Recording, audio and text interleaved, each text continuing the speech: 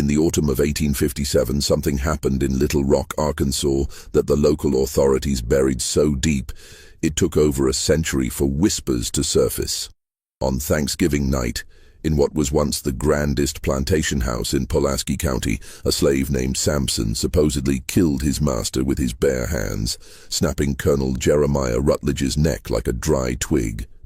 But here's what makes this story different from other tales of slave rebellion. Witnesses claimed Samson's strength that night was inhuman. Strong enough to crush a man's skull with one hand, bend iron tools into pretzel shapes, and leave handprints pressed so deep into oak beams they're still visible today. The official records were sealed, the witnesses silenced, and the entire incident scrubbed from local newspapers. What really happened on Rutledge Plantation that Thanksgiving? And why did 3 separate county officials spend the rest of their lives claiming that what they saw that night defied all natural explanation? Before we continue with the story of Samson and the secrets buried beneath Rutledge Plantation, if you're fascinated by these forgotten chapters of American history, hit that subscribe button and let us know in the comments what state you're listening from, because tonight's tale might be closer to your hometown than you think. The story begins in the heart of Arkansas Territory, 20 miles south of Little Rock, where the Arkansas River carved its lazy path through some of the richest bottomland cotton country in the South. By 1857, Rutledge Plantation had grown to encompass over 3,000 acres, worked by nearly 200 enslaved souls who lived in the shadow of Colonel Jeremiah Rutledge's imposing Greek Revival mansion. Rutledge himself was a man of contradictions, a Massachusetts-born lawyer who'd moved south in his 20s, drawn by the promise of easy wealth in cotton speculation. Unlike many plantation owners who were born into the system, Rutledge had chosen it, and perhaps because of that choice, he ruled his property with a methodical cruelty that shocked even his neighbors. He kept meticulous records of punishments, maintained detailed breeding charts for his human property, and was known throughout Pulaski County for his scientific approach to slave management. The enslaved community at Rutledge Plantation lived in 2 distinct quarters, the field hands in rough-hewn cabins near the river, and the house servants in slightly better accommodations closer to the main house. It was a world of whispered conversations, hidden knowledge, and survival strategies passed down through generations. The older slaves spoke of better times under Rutledge's predecessor, a gentler man who'd sold out when the colonel arrived with northern capital and southern ambitions. Among this community, Samson stood apart, not because of his size, though at 6 feet 4 inches, he towered over most men of his era, but because of his strange history. Rutledge had purchased him 3 years earlier from a bankrupt plantation in Louisiana, and the bill of sale listed unusual details. Strong constitution, unusual physical capabilities, possible medical anomaly. Buyer assumes all risks. The seller, a Frenchman named Boudreau, had been eager to part with Samson despite his obvious value as a field hand. Samson never spoke of his previous life, but the other slaves noticed things. He could work 16-hour days in the cotton fields without showing fatigue. He could lift cotton bales that normally required 2 men. His hands, when examined closely, showed calluses so thick and developed they looked almost like horn.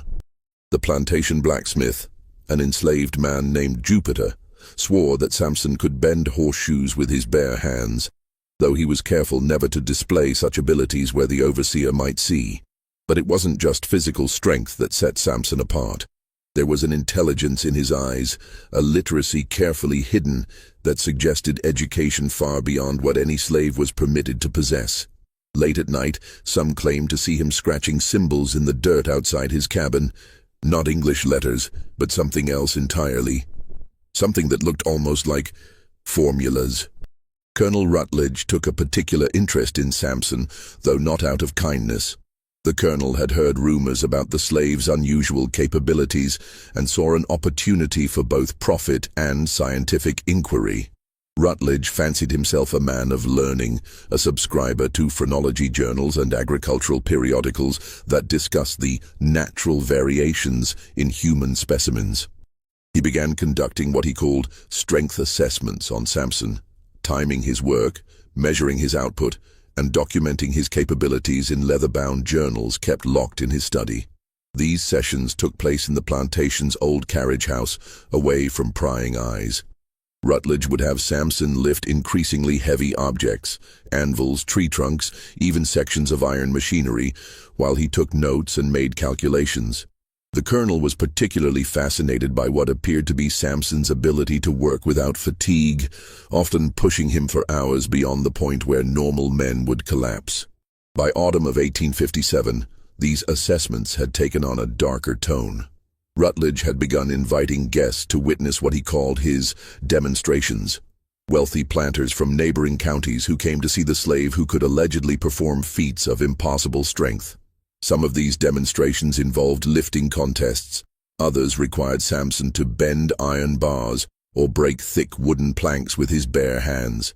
But as Thanksgiving approached, something began to change in Samson's demeanor. The other slaves noticed it first. A tension in his movements, a distant look in his eyes, as if he were calculating something. Jupiter, the blacksmith, later told investigators that Samson had begun asking strange questions about the plantation's layout, about Colonel Rutledge's habits, about which of the house servants had access to which parts of the mansion.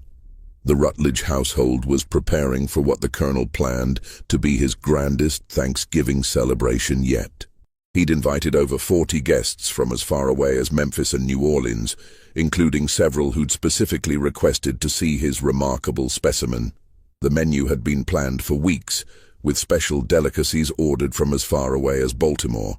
Most importantly, Colonel Rutledge had planned a special after-dinner demonstration featuring Samson, one that he promised would astound his guests and cement his reputation as Arkansas's most forward-thinking plantation owner. What Rutledge didn't know was that Samson had been listening.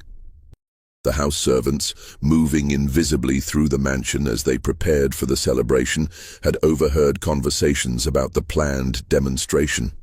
More disturbing still, they'd glimpsed some of Colonel Rutledge's private journals, left carelessly open in his study. The entries they'd seen spoke of terminal experiments and ultimate strength limitations and acceptable losses in the name of scientific advancement. As Thanksgiving Day, 1857, dawned crisp and clear over the Arkansas bottomlands, both Colonel Rutledge and Samson were making their final preparations. Neither man knew that before the night was over, one of them would be dead, and the other would vanish into the Arkansas wilderness, leaving behind only questions that would haunt Pulaski County for generations to come. November 26, 1857, began like any other Thanksgiving at Rutledge Plantation. But the undercurrents of tension were impossible to ignore for those who knew where to look. By dawn, the mansion's kitchen was alive with frantic preparation as house slaves worked under the watchful eye of Molly Crittenden, the head cook, preparing a feast that would seat 50 guests in the plantation's grand dining room. Samson had been assigned to help prepare the grounds, setting up additional seating on the mansion's wraparound veranda and ensuring the oil lamps were properly filled and positioned for the evening's entertainment. But those who worked alongside him noticed something different, an economy of movement, as if he were conserving his strength for something specific. His usual willingness to take on the heaviest tasks had been replaced by a careful calculation of effort that seemed almost strategic. Colonel Rutledge spent the morning in his study, reviewing his notes and preparing for what he'd privately dubbed the grand demonstration. His journals from that day, discovered decades later during the mansion's demolition, revealed his excitement about showing his guests what he believed would be the ultimate proof of his theories about human physical limitations. The final entry, written in his careful script that morning, read, "Today I shall push the specimen beyond all previous thresholds. Science demands nothing less than complete understanding." The guests began arriving around noon, their carriages creating a steady stream along the plantation's oak-lined drive. Among them were some of the most prominent names in Arkansas society. Judge Cornelius Dillingham from Little Rock, plantation owner Samuel Vaughn from Helena, and Dr. Nathaniel Pemberton, a physician from Memphis who'd gained notoriety for his writings on racial physiognomy. But the guest who drew the most attention was Professor Emanuel Voss, a German immigrant who claimed expertise in what he called physical anthropology, and who'd traveled from as far as St. Louis to witness Rutledge's famous slave. As the afternoon progressed and the guests enjoyed their pre-dinner drinks on the veranda, Samson continued his preparations with the methodical precision of a man following a carefully rehearsed plan.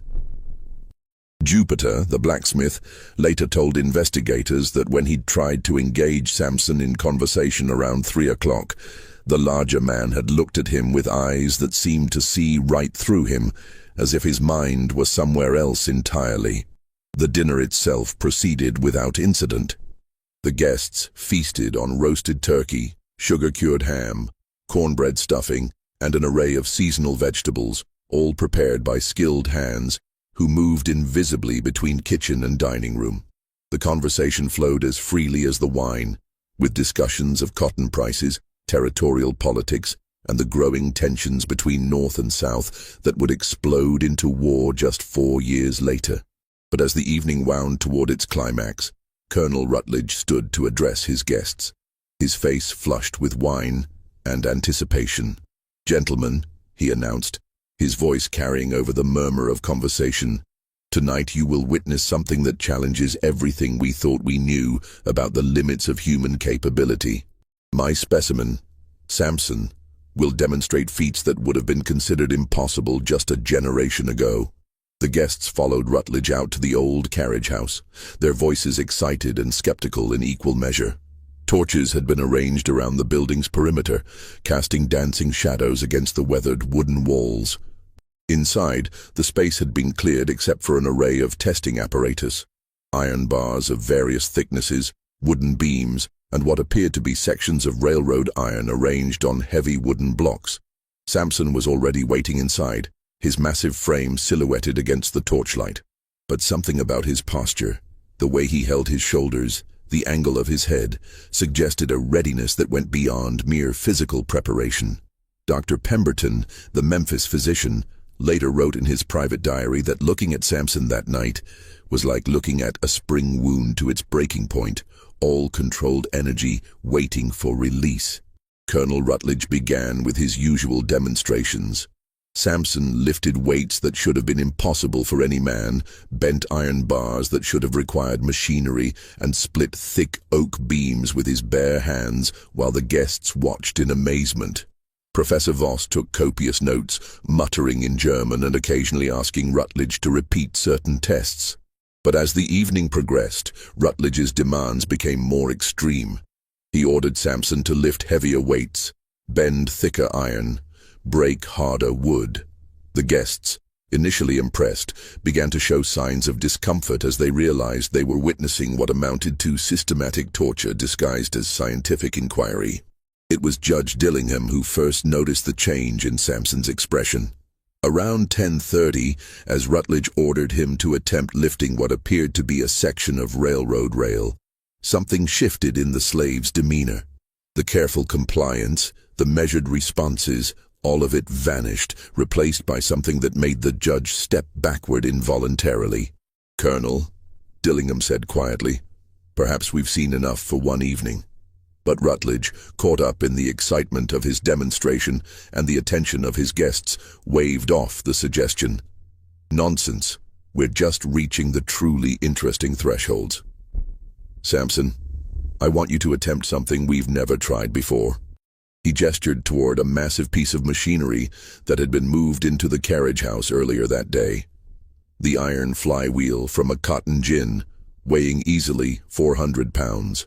For a long moment, Samson stared at the flywheel, then at Colonel Rutledge, then at the circle of expectant faces surrounding them. When he finally spoke, his voice was so quiet that several guests had to lean forward to hear him. "No, sir." The simple refusal hit the gathering like a physical blow. In the antebellum South, a slave's direct refusal of a master's command was unthinkable, a violation so complete it demanded immediate and violent response. But something in Samson's tone, in the way he held himself, gave everyone pause. Colonel Rutledge's face went through a spectrum of emotions: surprise, anger, and finally a cold fury that his guests had never seen before. "What did you say?" "I said no, sir." Samson's voice was still quiet, but there was something underneath it now.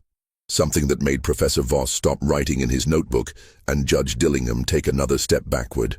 "You will do as I command," Rutledge said, his voice tight with rage, "or you'll face consequences that will make our previous sessions seem like gentle encouragement."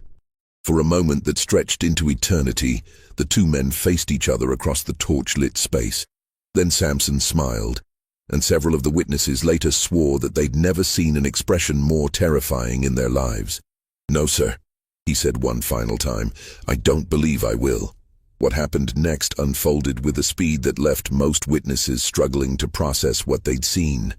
Samson moved toward Colonel Rutledge with the fluid grace of a man half his size, covering the distance between them in 3 impossibly quick strides.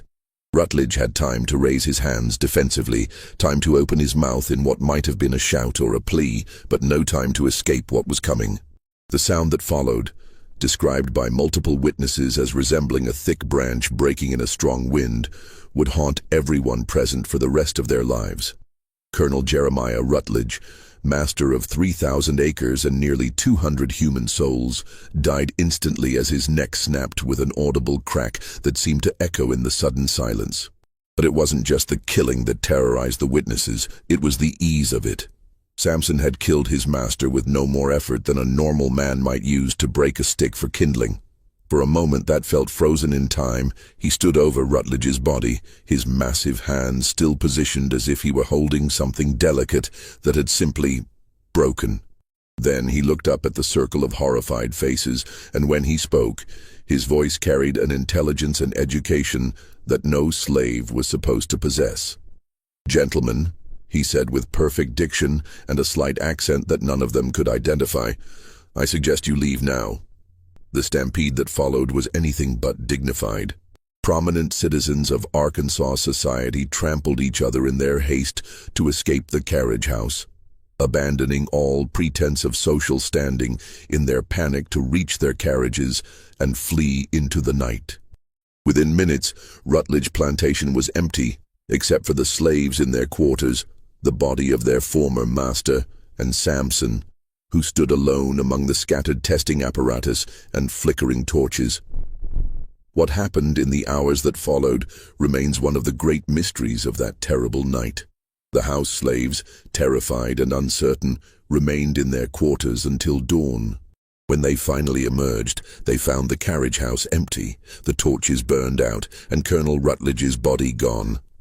Samson had vanished as completely as if he'd never existed, leaving behind only the deep handprints pressed into the oak beams where he'd demonstrated his strength, and a plantation full of people who suddenly found themselves without a master, without direction, and without any idea what came next.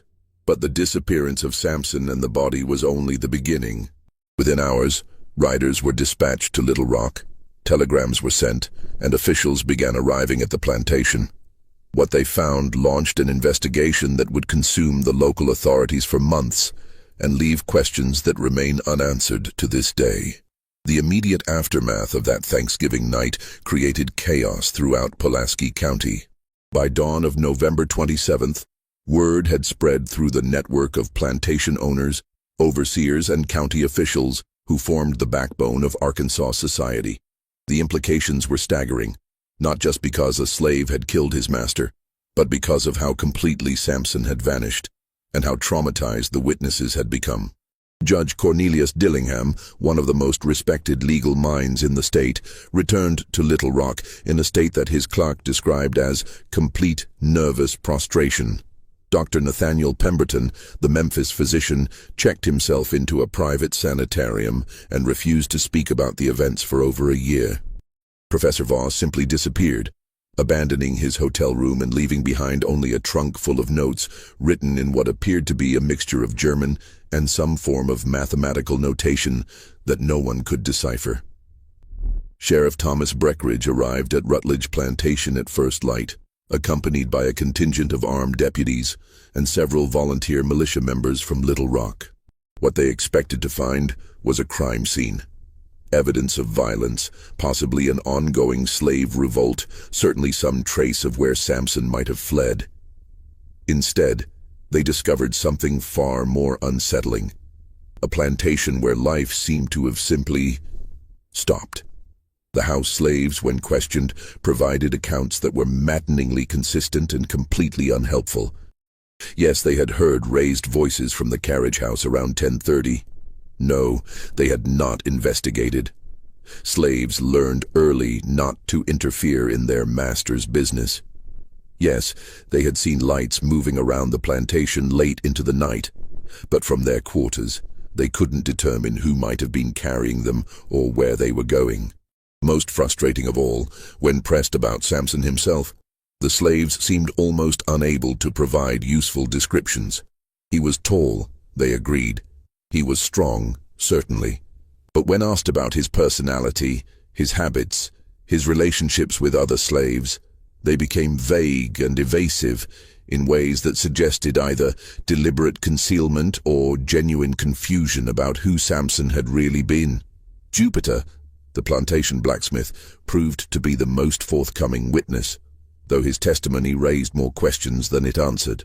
Under pressure from Sheriff Breckinridge, he admitted that Samson had possessed unusual strength, far beyond what any normal man should have been capable of. But when pressed for specifics, Jupiter's account became increasingly strange. He could work all day without getting tired, Jupiter testified, his hands twisting nervously in his lap. But it wasn't natural tired, you understand? It was like he was powered by something different than the rest of us. And sometimes, late at night, I'd see him doing things that didn't make sense. What kind of things? Sheriff Breckinridge pressed. He'd be working with numbers, scratching them in the dirt. But they weren't like any numbers I ever seen. And sometimes he'd be talking to himself, but not in English, in something else. Something that sounded...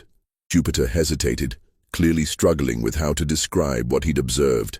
Something that sounded like he was giving orders, not just talking. Like he was used to being in charge of things. The physical evidence at the plantation was equally baffling. The carriage house showed clear signs of the previous night's activities.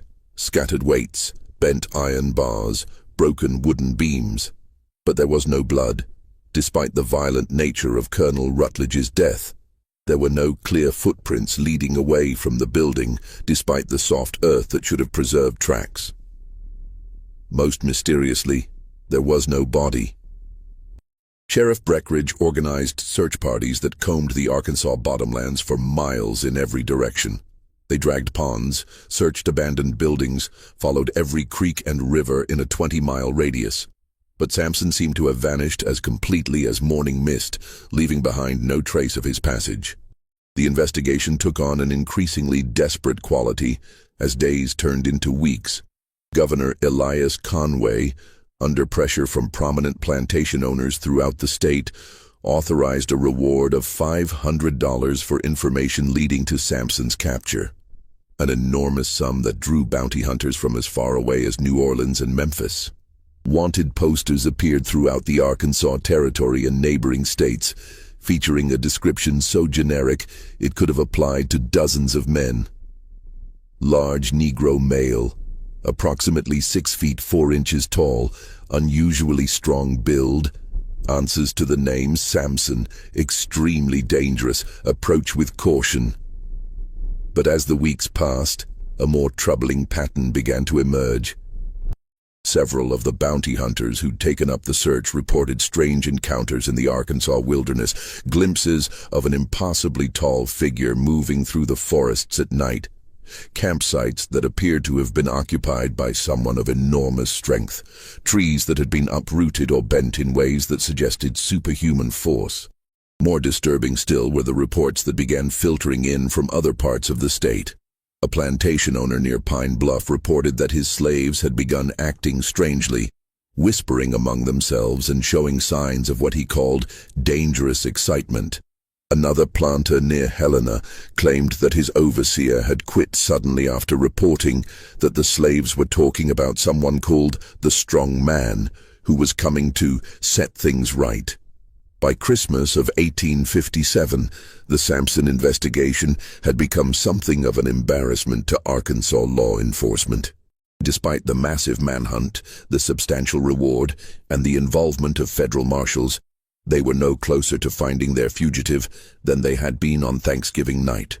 Worse, the case was beginning to attract unwanted attention from northern newspapers, which had begun running sensationalized accounts of the Arkansas Superman, who had supposedly killed his master and vanished into thin air. It was during this period that the first attempts at official cover-up began to emerge. Governor Conway, concerned about the impact on Arkansas's reputation and the potential for the case to inflame tensions between North and South, quietly ordered all official records of the investigation sealed. The reward was withdrawn, the wanted posters removed, and newspapers were discouraged from running further stories about the case. But the most significant development came from an unexpected source: Colonel Rutledge's personal papers. When his estate was finally settled in early 1858, his executors discovered something that had been overlooked during the initial investigation. Hidden in a false bottom of the colonel's desk was a collection of documents that suggested his interest in Samson had gone far beyond simple scientific curiosity. Among these papers was correspondence with several northern universities, including detailed discussions about human experimentation and physical enhancement studies. There were receipts for chemical compounds ordered from laboratories in Boston and New York, substances with names that meant nothing to local investigators but suggested medical or scientific applications. Most intriguingly, there was a bill of lading from a shipping company in New Orleans, dated just 2 weeks before Samson's arrival at the plantation, for what was described as specialized pharmaceutical equipment and associated materials. The final document in this hidden collection was perhaps the most disturbing: a contract with a company called Meridian Research Associates, based in Boston, for what was described as ongoing physiological assessment and enhancement protocols. The contract was signed by both Colonel Rutledge and someone identified only as Subject S, in handwriting that several of the house slaves identified as belonging to Samson himself. These discoveries raised questions that no one in Arkansas was prepared to answer. Had Samson been part of some sort of medical experiment? Had Colonel Rutledge been working with northern interests to develop new forms of human enhancement? And if so, what did that mean for understanding the events of Thanksgiving night, 1857? The official response to these revelations was swift and decisive. The documents were classified as sensitive estate materials, sealed by court order, and transferred to federal custody. The executors were sworn to secrecy. The house slaves who had identified Samson's handwriting were quietly sold to plantations in distant states, and all mention of Meridian Research Associates was scrubbed from official records. But rumors persisted, spreading through the underground networks that connected slave communities throughout the South. Stories of the strong man who had broken his chains and disappeared into legend. Tales of government experiments and northern conspiracies. Whispers about other plantations where similar specimens might be undergoing similar treatments, and what might happen if they, too, decided they'd had enough. As 1858 dawned over Arkansas, the Samson case officially no longer existed. But in slave quarters throughout the South, in the private correspondence of worried plantation owners, and in the locked files of federal offices in Washington, the questions raised by one Thanksgiving night continued to multiply.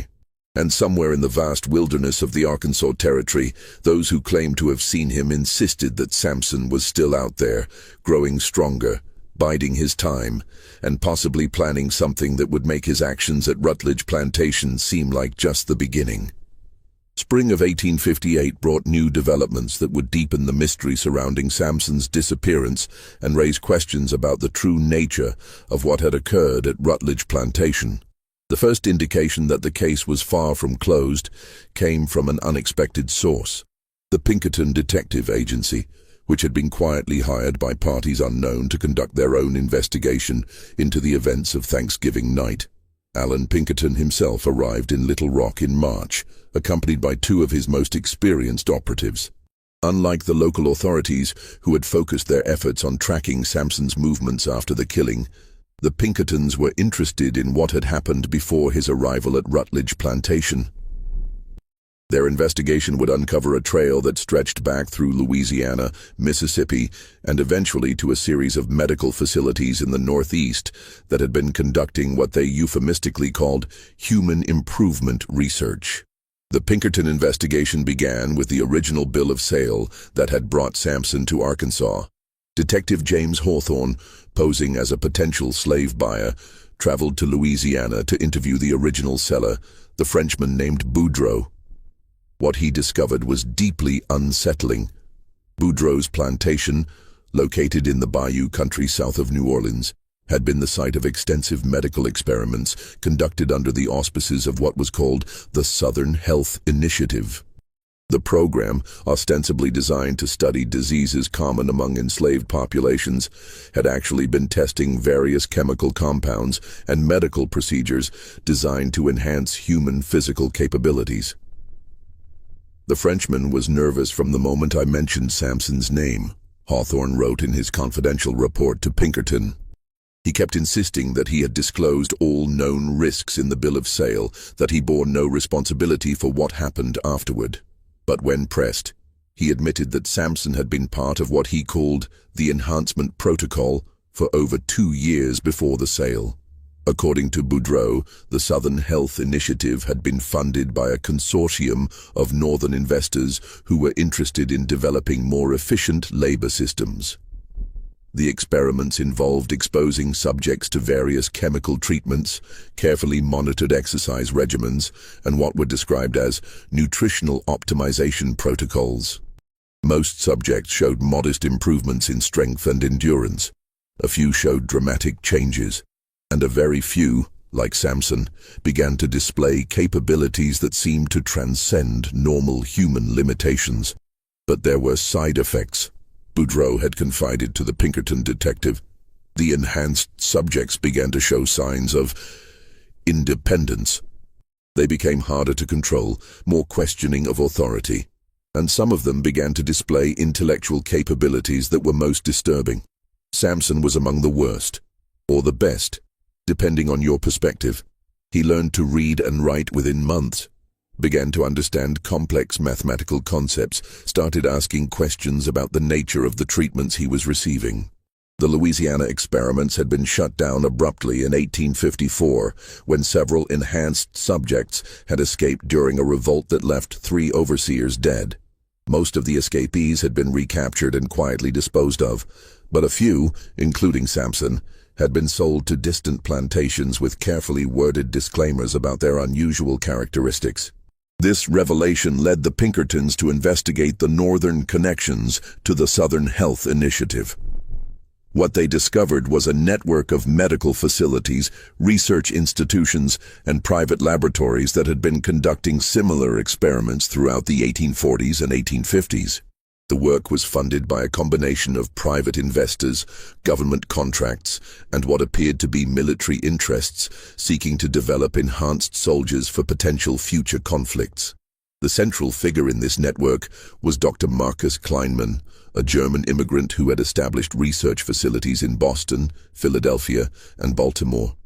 Kleinman's work focused on what he called human optimization, using a combination of chemical treatments, physical conditioning, and psychological conditioning to create individuals with enhanced capabilities.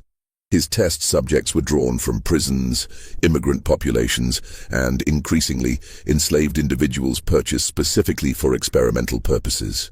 Detective Sarah Chen, one of Pinkerton's most skilled female operatives, infiltrated Kleinman's Boston facility by posing as a nurse seeking employment. Her reports revealed the scope and sophistication of the enhancement program.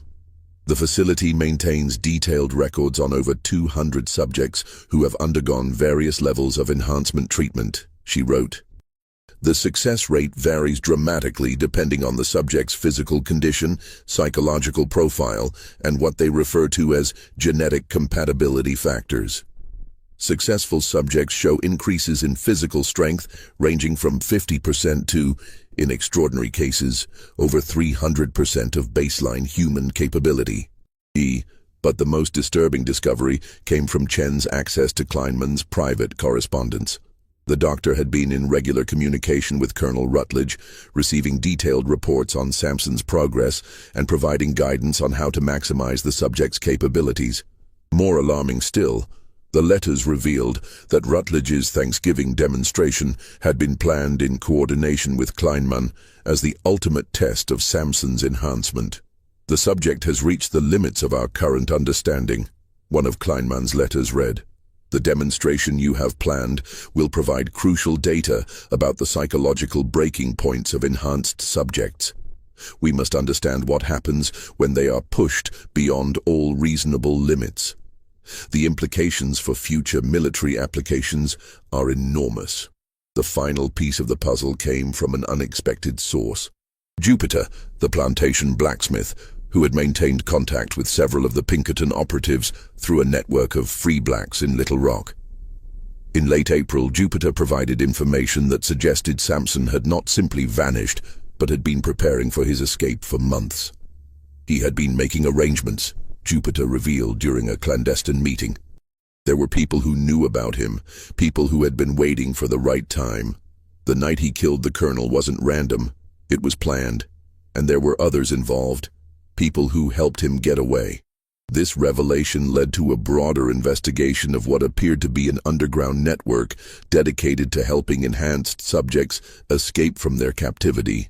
The network, which called itself the Freedom Chain, included abolitionists, free blacks, and even some sympathetic whites who had become aware of the enhancement experiments and viewed them as an abomination that went beyond even the normal horrors of slavery. The Freedom Chain had been operating since the early 1850s, helping escaped enhanced subjects reach safe havens in Canada, Mexico, or remote areas of the American wilderness. They had developed sophisticated methods for covering tracks, providing false identities, and, most importantly, helping the enhanced subjects learn to control their abilities in ways that would allow them to blend into normal society.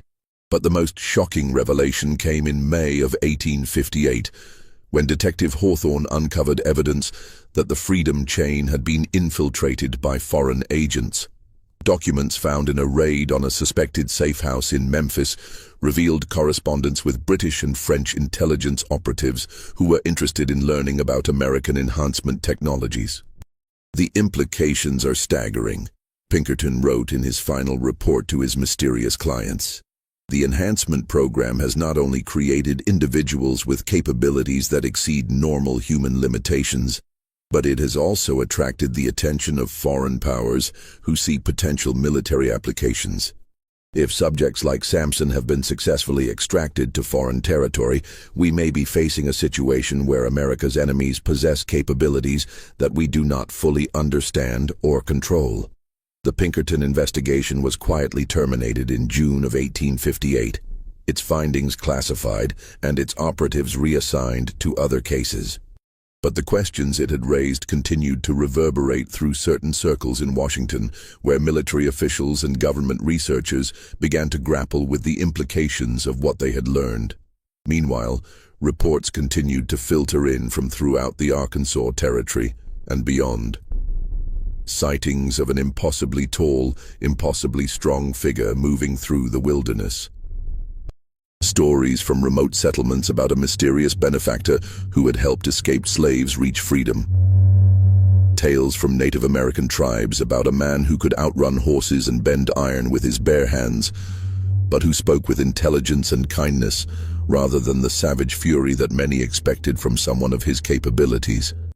And in the ruins of what had once been Rutledge Plantation, now abandoned and slowly being reclaimed by the Arkansas wilderness, visitors reported strange phenomena. Deep handprints in oak beams that seemed to grow more distinct rather than fading with time. Areas where the very ground seemed to have been compressed by enormous force.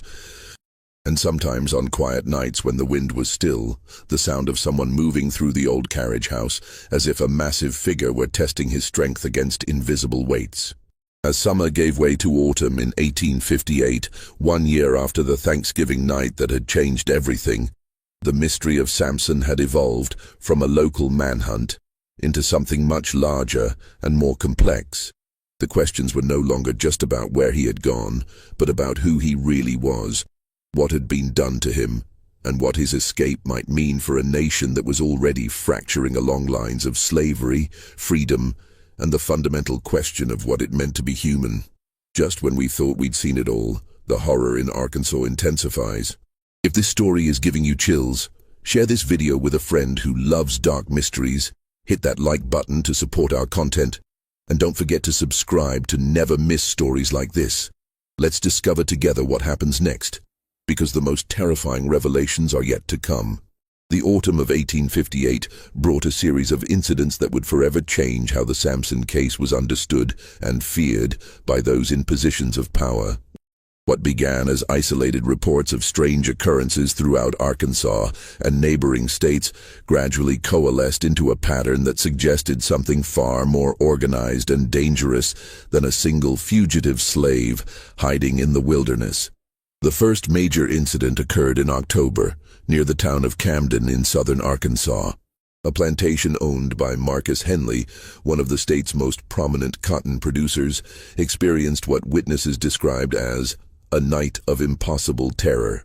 Henley had recently acquired 3 new slaves from a Louisiana dealer, men who bore the same mysterious markings in their bill of sale that had once described Samson: unusual physical capabilities and possible medical anomaly. On the night of October 15th, these 3 men, identified in plantation records only as Caesar, Goliath, and Titan, simultaneously broke free from the plantation's most secure holding facility. But this wasn't a typical escape attempt. According to the surviving overseer, James Huckabee, the 3 men didn't break the locks on their shackles. They broke the shackles themselves, twisting solid iron bands apart with their bare hands as if they were made of clay. "I've been managing slaves for 20 years, Huckabee testified to investigators, "and I've never seen anything like what happened that night. These men moved like they could see in the dark, coordinated like they'd been planning this for years instead of days. And the strength, God help me, the strength was inhuman." The 3 enhanced slaves had systematically destroyed every piece of restraint equipment on the plantation, not just their own bonds, but every chain, every lock, every iron bar that could be used to confine human beings. They had accomplished this destruction in complete silence, without waking the house slaves or alerting the guards until they were ready to leave. When they finally departed, they took with them not just their own freedom, but detailed maps of the local area that they had somehow acquired, along with supplies that suggested they were planning a much longer journey than a simple escape to the next county. But the Camden incident was just the beginning. Within weeks, similar reports began arriving from plantations throughout the region. In Mississippi, 2 enhanced subjects escaped from a research facility near Natchez, leaving behind equipment that had been twisted into abstract sculptures of bent metal and broken wood. In Louisiana, a group of 4 enhanced individuals broke free from what was supposed to be an escape-proof holding facility, but not before systematically destroying every document and research note related to the enhancement program. The pattern was clear and terrifying. The enhanced subjects weren't just escaping randomly. They were being coordinated, directed by some central authority that knew exactly where they were being held and exactly how to free them. More disturbing still, they seemed to possess intelligence about the enhancement program itself, targeting specific facilities and destroying specific types of evidence with a precision that suggested inside knowledge. Dr. Marcus Kleinman, the German researcher who had been instrumental in developing the enhancement protocols, arrived in Little Rock in November to consult with federal authorities about the growing crisis. His assessment was grim and increasingly panicked. "We are dealing with subjects who have been fundamentally altered, not just physically but intellectually. he reported in a classified briefing to military officials. The enhancement process appears to have created individuals with capabilities that extend far beyond our original parameters. They are displaying strategic thinking, coordination abilities, and problem-solving skills that suggest we may have inadvertently created a form of enhanced intelligence. Kleinman's most disturbing revelation concerned the psychological profiles of enhanced subjects. According to his research, the chemical and physical treatments that increased their strength and endurance also appeared to break down certain mental barriers that normally limited human potential. Enhanced subjects showed increased memory capacity, faster learning abilities, and most troubling of all, what appeared to be a form of shared consciousness that allowed them to coordinate their actions across vast distances. We believe, Kleinman admitted in his classified report, that we may have accidentally created a new form of human being, one that views ordinary humans not as equals, but as inferior.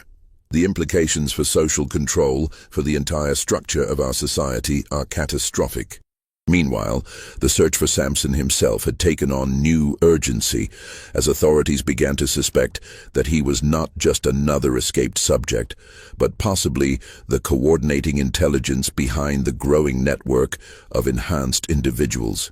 Reports from throughout the Arkansas Territory described sightings of an impossibly tall figure who appeared at plantations and research facilities in the days before mass escapes occurred, as if he were conducting reconnaissance missions to plan future operations.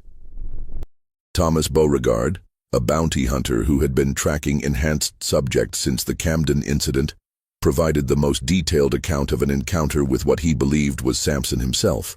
In late November, while following tracks near the Buffalo River in northern Arkansas, Beauregard claimed to have come face to face with the fugitive in a remote canyon.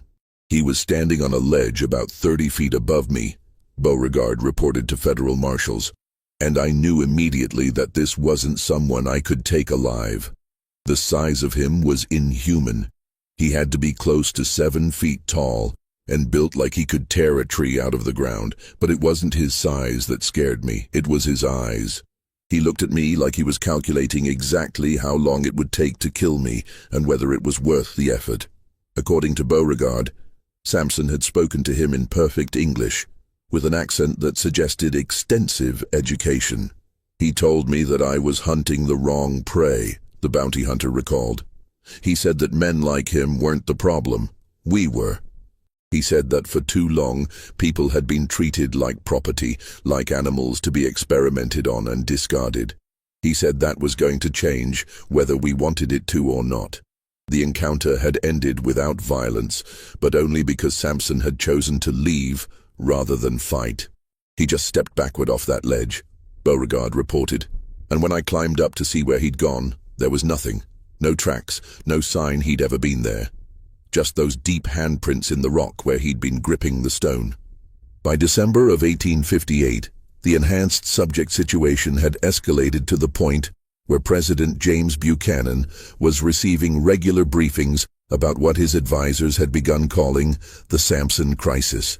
The implications were staggering, not just for the immediate security concerns, but for the broader questions about human experimentation, states' rights, and the fundamental nature of freedom and slavery that were already tearing the country apart. Military officials began developing contingency plans for what they called enhanced subject containment operations, but their planning was complicated by a disturbing realization. They had no clear understanding of exactly how many enhanced individuals had been created over the years, where they all were, or what their ultimate capabilities might be. The various research programs had been conducted in secret, with minimal coordination and virtually no central record-keeping. "We may be facing a situation," wrote General Winfield Scott in a classified memo to the War Department, "where our own scientific ambitions have created a threat that we are fundamentally unprepared to address." These enhanced subjects appear to possess not only superior physical capabilities, but also tactical intelligence that makes them extremely difficult to track or contain. If they are indeed being coordinated by a central authority, possibly this Samson figure, then we may be dealing with what amounts to an insurgency led by individuals who are virtually superhuman. The final incident of 1858 occurred on New Year's Eve at a remote research facility in eastern Tennessee. The facility, operated under military auspices and hidden in the Cumberland Mountains, had been conducting enhancement experiments on volunteer soldiers who had been promised improved strength and endurance in exchange for their service. The program had been so classified that even President Buchanan was unaware of its existence. On the night of December 31st, the facility was attacked by what survivors described as a coordinated force of enhanced individuals, led by someone matching Samson's description. The attack was not a chaotic assault, but a precisely planned military operation that suggested extensive reconnaissance and tactical planning. They knew exactly where everything was, reported Major William Crittenden, the facility's commanding officer. They disabled our communications first, then systematically destroyed all research materials and freed every test subject. The entire operation took less than 2 hours, and they accomplished it without killing a single person, though they made it very clear that they could have eliminated all of us if they had chosen to do so. The most disturbing aspect of the Tennessee raid was the message left behind. Carved into the facility's main laboratory wall, in letters 2 inches deep, was a declaration that would haunt government officials for years to come. The chains are broken. The strong shall no longer serve the weak. A new age begins. The message was signed with a single symbol, a representation of broken shackles that investigators would later discover had appeared at every site where enhanced subjects had escaped or been freed. It was becoming clear that what had begun as isolated incidents of individual escapes had evolved into something much more organized and dangerous. A coordinated uprising led by individuals whose capabilities exceeded anything in previous human experience. As 1859 dawned over a nation already fracturing along lines of slavery and freedom, the Samson crisis represented a new and unprecedented threat to the established order. The enhanced subjects weren't just seeking their own freedom. They appeared to be working toward the systematic destruction of the entire system of human bondage and experimentation that had created them. And somewhere in the vast wilderness of the American frontier, Samson and his growing army of enhanced followers were planning their next move in what was beginning to look less like a series of escapes and more like the opening phases of a war that would challenge everything Americans thought they knew about human nature, human rights, and the price of treating people as property to be bought as old and modified at will. The confrontation that would finally reveal the full scope of the Samson conspiracy came in the spring of 1859, in a location that no one could have anticipated, the nation's capital itself. What began as a routine investigation into government contracting irregularities would explode into a crisis that reached the highest levels of the federal government and threatened to expose secrets that powerful men had killed to protect.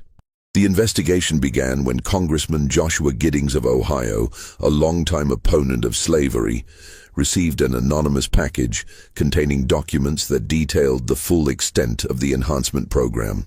The materials, hundreds of pages of correspondence, financial records, medical reports, and research notes, revealed a network of human experimentation that stretched from the bayous of Louisiana to the laboratories of Boston, all funded through a complex web of government contracts, private investments, and military appropriations.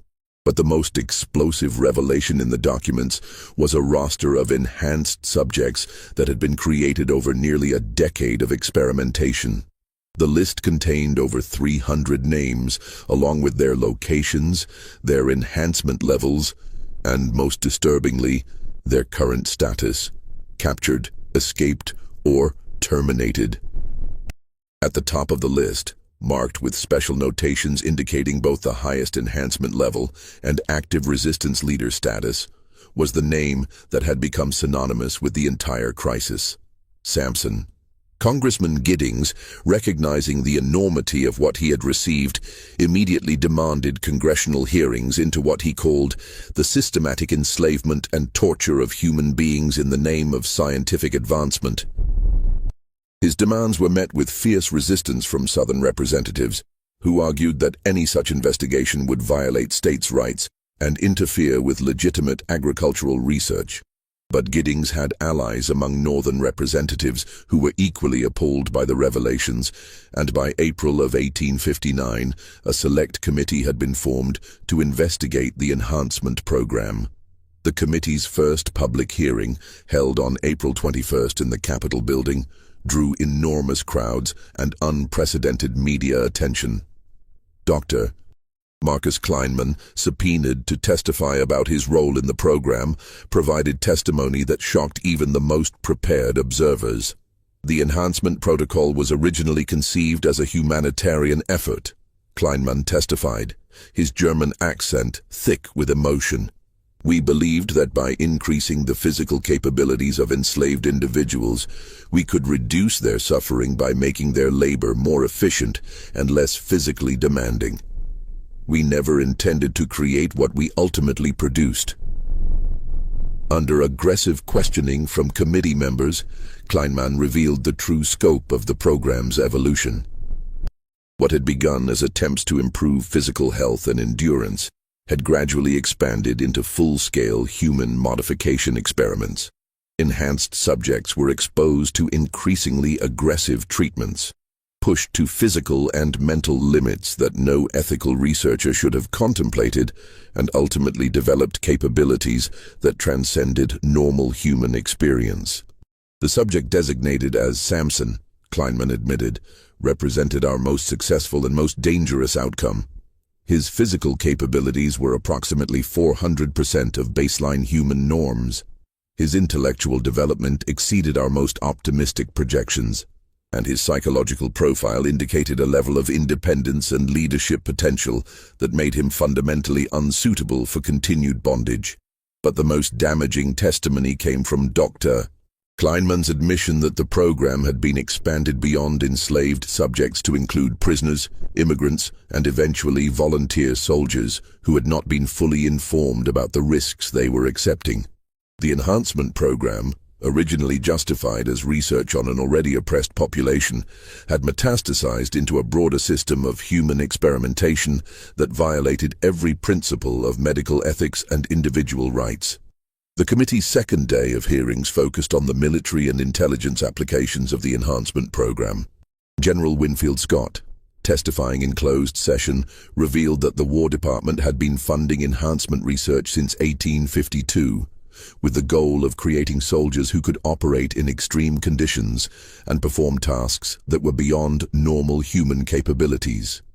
The enhanced subjects showed promise for special operations, reconnaissance missions, and combat situations where superior physical capabilities would provide decisive advantages, Scott testified.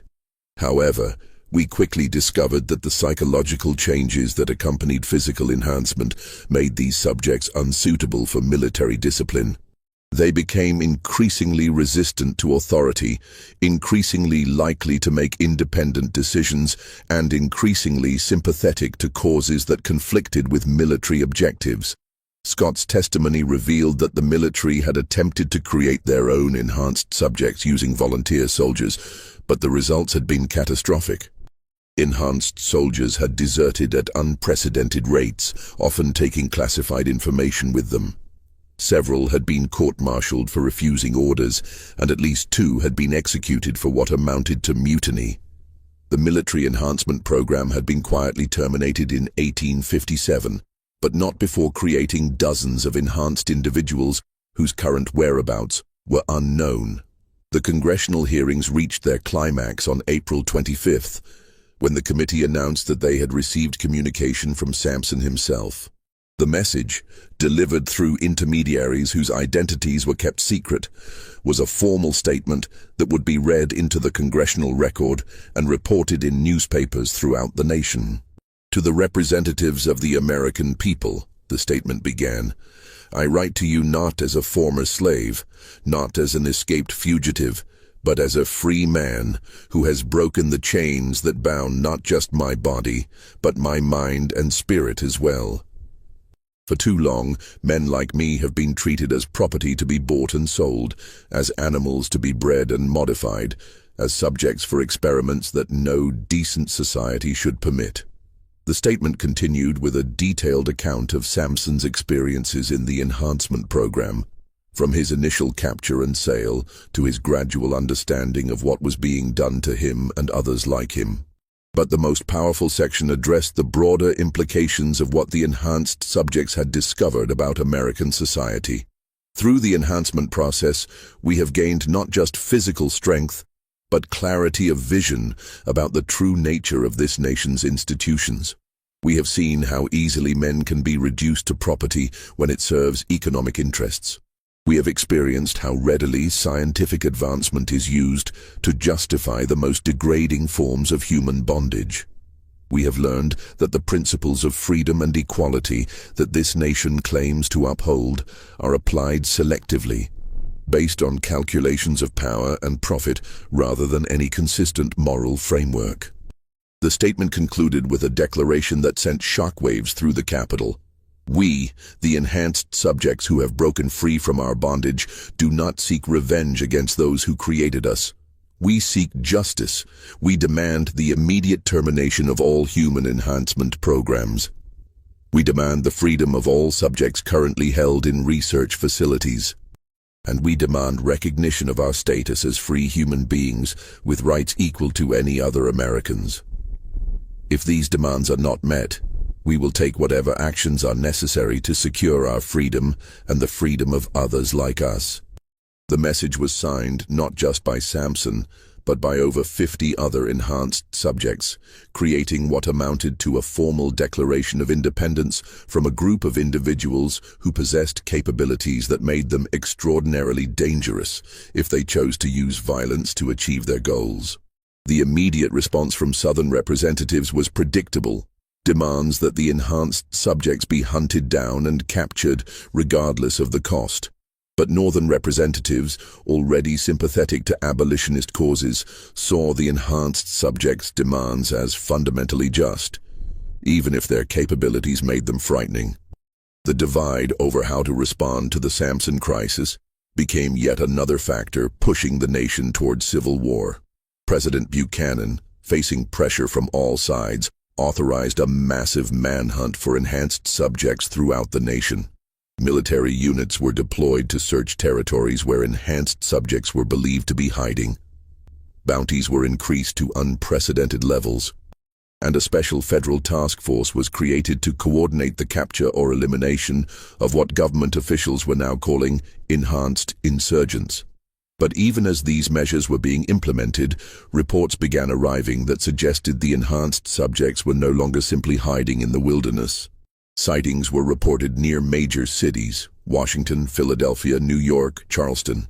Enhanced individuals were apparently conducting reconnaissance missions in urban areas, gathering intelligence about government facilities, military installations, and research centers. The climax of the crisis came on May 15, 1859, when Samson himself appeared in Washington, D.C. He didn't attempt to hide or operate in secret. He walked openly through the streets of the Capitol, his massive frame and impossible height making him unmistakable to anyone who saw him. Witnesses reported that he moved with complete confidence, as if he had no fear of capture or confrontation. His destination was the Capitol building itself, where he requested a meeting with the Congressional Committee investigating the enhancement program. The request was, of course, denied. Samson was a fugitive slave wanted for murder, not a legitimate political representative. But his mere presence in the nation's capital sent a message that was impossible to ignore. The enhanced subjects were no longer running and hiding. They were ready to confront their creators directly.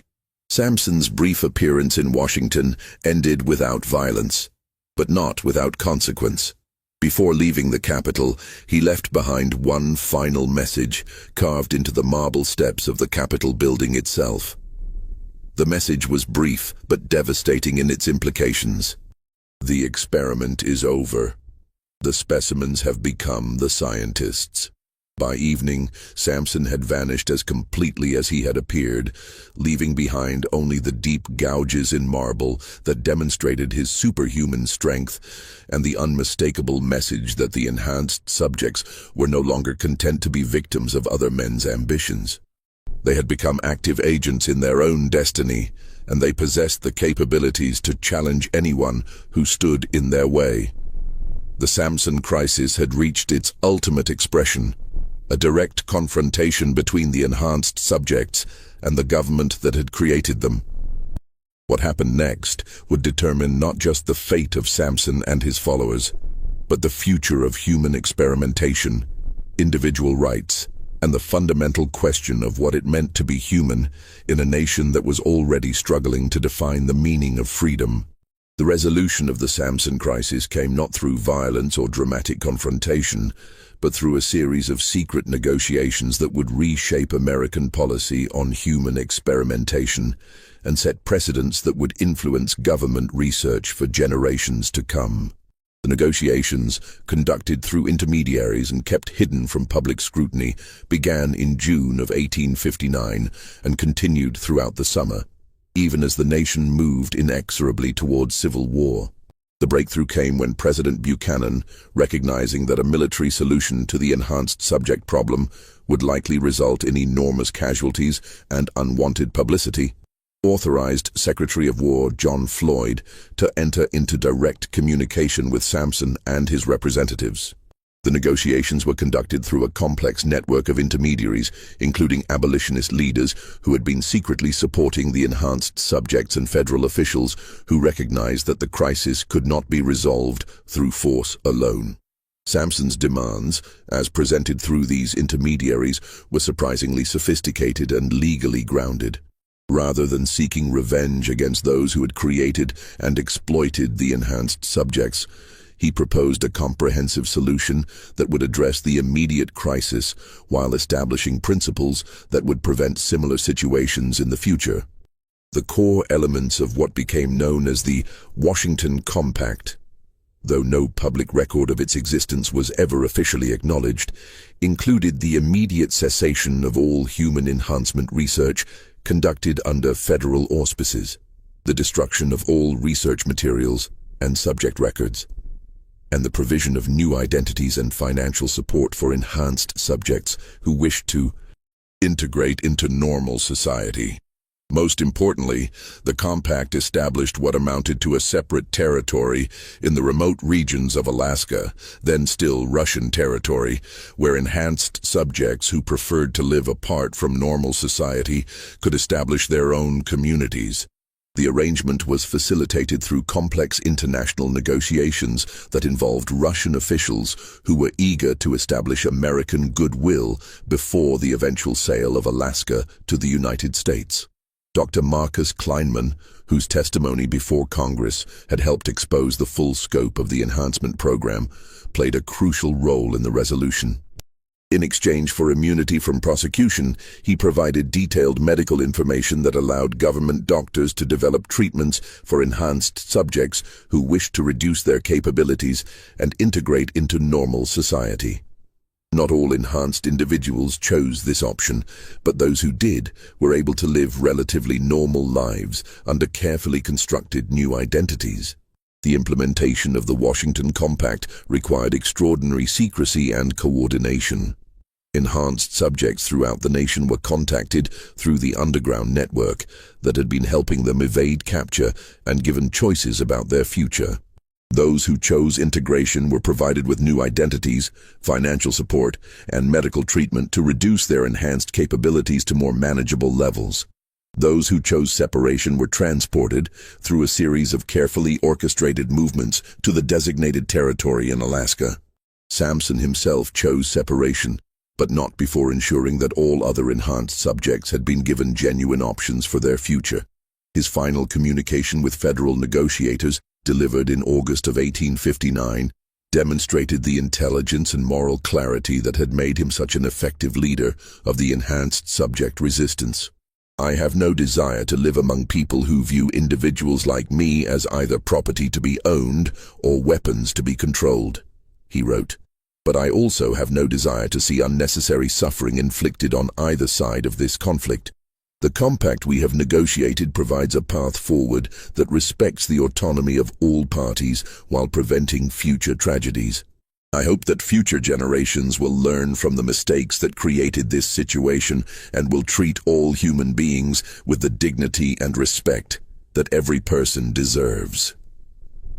The public resolution of the Samson crisis was carefully managed to minimize its impact on national politics and public opinion.